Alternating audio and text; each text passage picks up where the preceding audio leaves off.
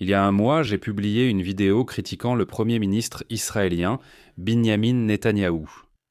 Dans la vidéo, j'ai dit qu'il est corrompu et qu'il devrait peut-être assumer la responsabilité du 7 octobre et démissionner.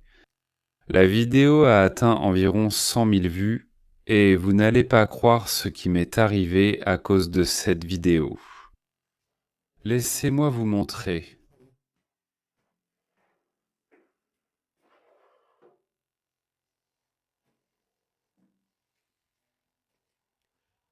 Rien, absolument rien. Ma carte de crédit fonctionne toujours. Personne n'a envoyé mes enfants dans un camp de rééducation. Et savez-vous pourquoi ? Parce que j'ai la chance de faire partie d'une minorité d'humains sur cette planète, ceux qui vivent dans une démocratie occidentale. Je respire un air pur et libre, et il est facile d'oublier à quel point c'est rare, surtout si l'on grandit dedans.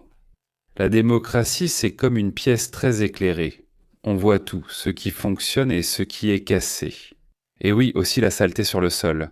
Et parce que vous pouvez voir la saleté. Vous parlez de la saleté, vous vous plaignez de la saleté, vous vous disputez pour savoir à qui revient la tâche de nettoyer la saleté. Parfois, vous vous jetez même la saleté à la figure sur Twitter. C'est ça la démocratie. Une dictature, en revanche, c'est une pièce sombre. Le gouvernement dirige une lampe de poche là où il veut que vous regardiez, tandis que le coin reste toujours dans l'ombre.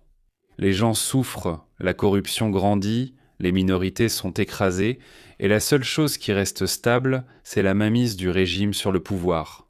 En démocratie, Amérique, Israël, Canada, République tchèque, Wisconsin. Nous passons un temps malsain à nous obséder sur nos problèmes dans les dictatures, la Chine, le Qatar, la Russie. Critiquer le régime n'est pas un passe-temps, c'est un risque. On peut critiquer le gouvernement là-bas, bien sûr. Essayez donc en Chine.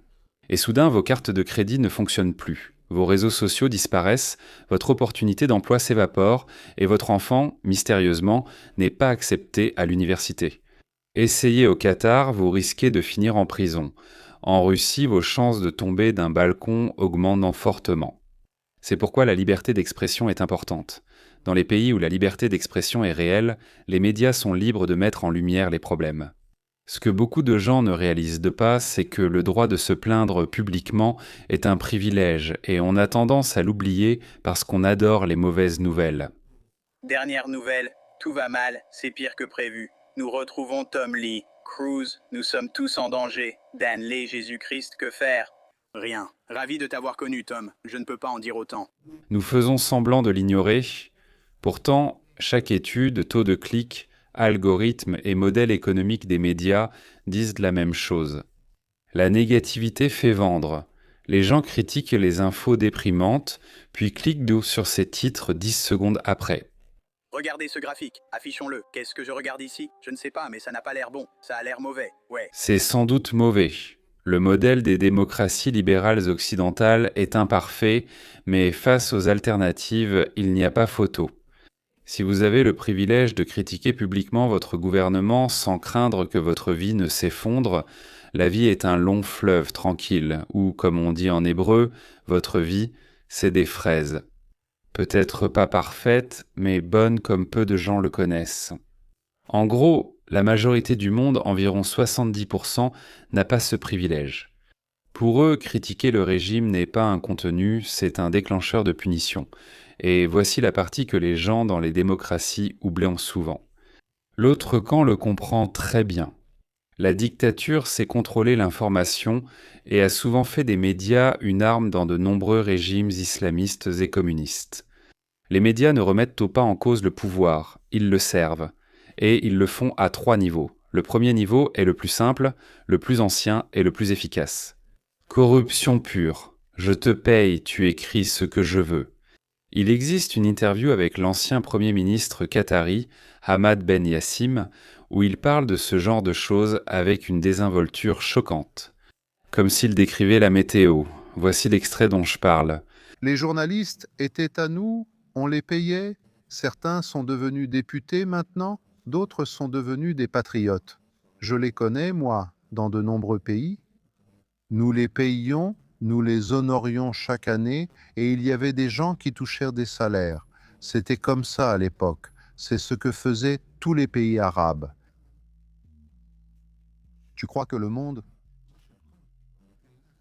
Il dit que le plus étonnant, c'est à quel point cela lui paraît normal. Personne ne l'a surpris sur un enregistrement secret en train de chuchoter « oui ». Nous avons payé un journaliste de la British Broadcasting Corporation X $ pour enterrer une enquête sur les travailleurs migrants vivant comme des esclaves et mourant comme des mouches au Qatar. Non, il le décrit comme ceci, c'est comme ça que ça marche, tout le monde le fait. Il dit en gros, tous les régimes arabes le font, c'est le niveau.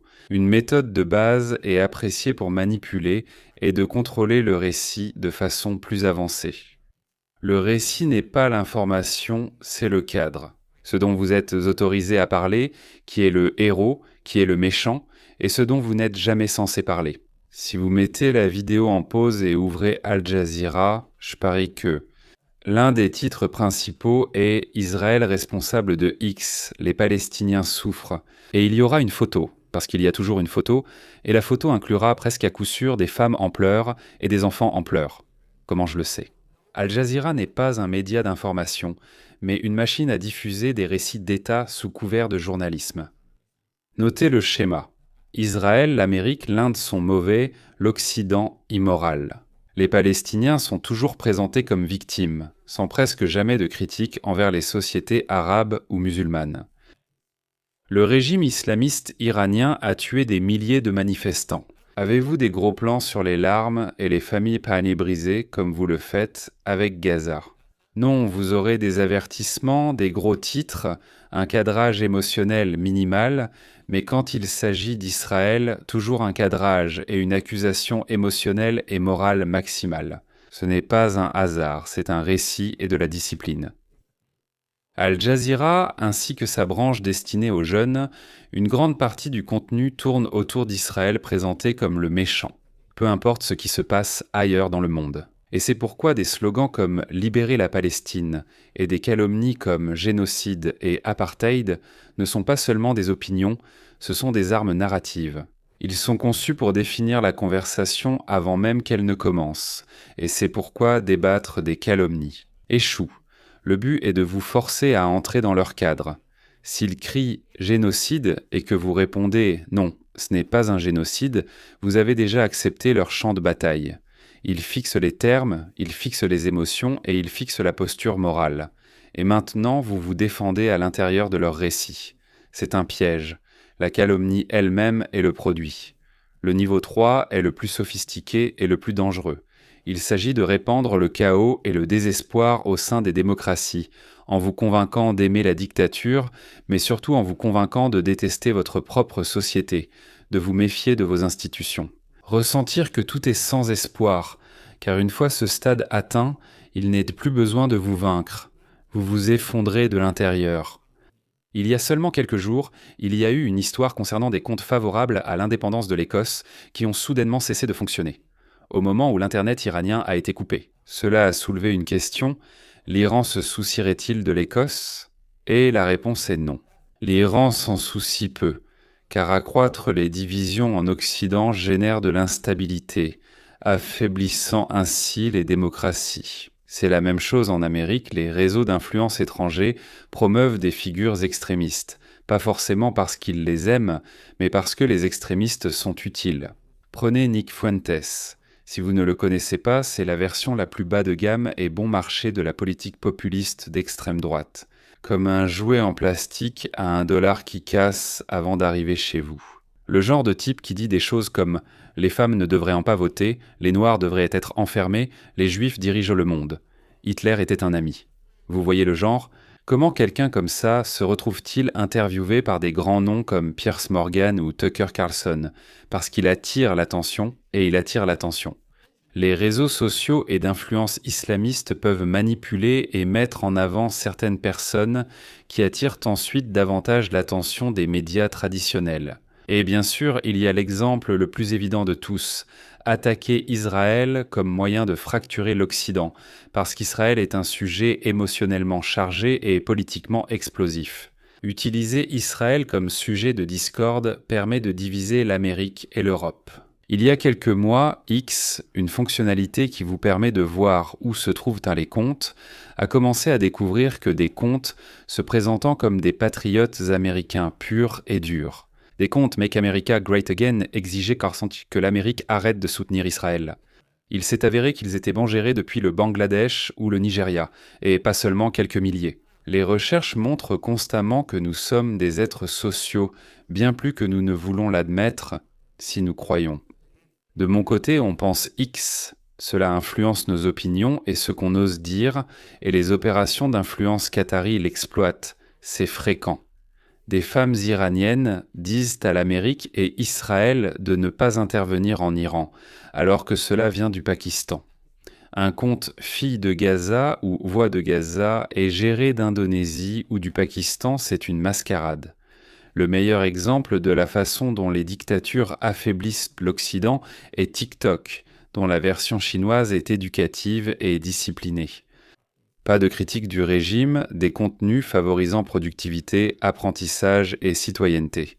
En Occident, TikTok pousse apparemment à l'inverse. Des conflits politiques sans fin, des sujets clivants, des contenus cyniques, des défis stupides et une obsession pour la guerre des identités. En inculquant cela aux adolescents occidentaux pendant des années, on obtient le résultat attendu. Des jeunes qui voient leur propre pays comme le problème et qui idéalisent des sociétés qui les écraseraient dès leur arrivée à l'aéroport. Alors, que faire ?